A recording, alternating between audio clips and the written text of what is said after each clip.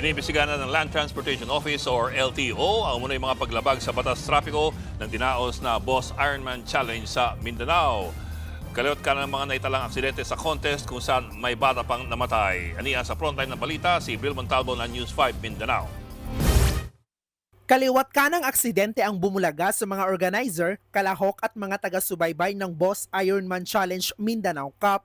Isa itong kilalang endurance event sa bansa para sa mga motorcycle rider.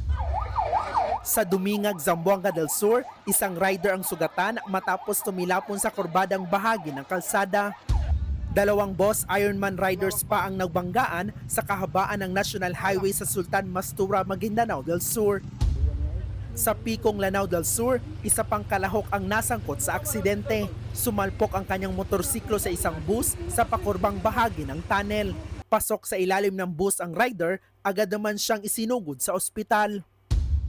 Habang sa Upper Capiton sa Maguindanao del Norte, nagsalpukan ang isang tricycle at motorsiklo, kasali rin ang rider sa naturang challenge.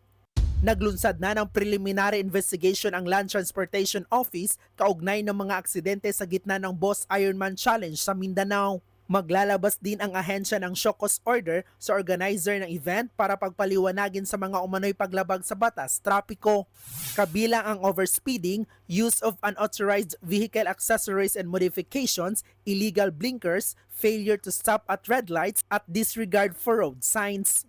Iniimbestigahan din ang pagkasawi ng 7 taong gulang na bata dahil sa aksidenteng kinasangkutan din umano ng boss rider.